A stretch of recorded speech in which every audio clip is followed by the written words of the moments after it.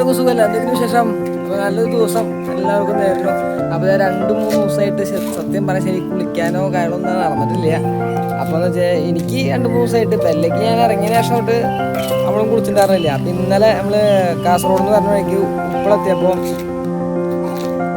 അസിബിക്കാനെ പരിചയപ്പെട്ടു. അപ്പോൾ ആളിവിടെ നമുക്കൊരു പെട്രോൾ പമ്പിൽ സ്റ്റേയും കാര്യങ്ങളൊക്കെ സെറ്റാക്കി തന്നു. അതേപോലെ ഡ്രസ്സൊക്കെ അലക്കിടാനുള്ള സൗകര്യം ഉണ്ടാ ബാഗിൽ മൊത്തം ഇങ്ങനെ അലക്കിട്ടേക്കണ്. അപ്പോൾ അതൊക്കെ ഉണങ്ങിയിട്ട് യാത്ര തുടങ്ങുള്ളൂ.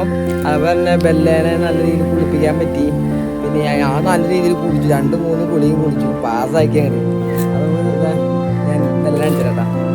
ഇന്നലെ ഇവിടെ നിന്ന് ടെൻ്റ് അടിച്ച് ടെൻ്റ് ഒന്ന് ഉണക്കാൻ വേണ്ടി വെച്ചേക്കണ്ട വെയിൽ കൊള്ളാൻ വേണ്ടിയിട്ട്. നമ്മളിപ്പോൾ ഈ പമ്പിലാണ് ഇന്നലെ സ്റ്റേ ചെയ്തത്. കേരളയ്ക്ക് നല്ല സപ്പോർട്ടിങ് ആയിരുന്നു എല്ലാവരും.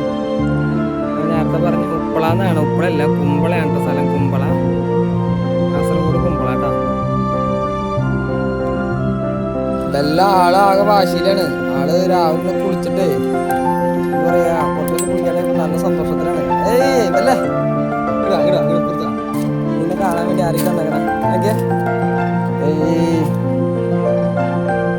ആളെ കുളിച്ചപ്പോ ആൾക്ക് സന്തോഷായിട്ട്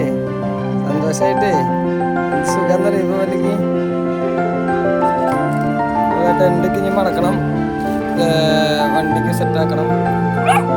ഓ ഇപ്പല്ല നിന്റെ കാര്യം പറഞ്ഞു കഴിഞ്ഞു, ഇനിയും പറയണ ഇറക്കില്ല. അവിടെ നിൽക്കുക അല്ലെങ്കിൽ ചെളിയിൽ ഉണങ്ങട്ടെ.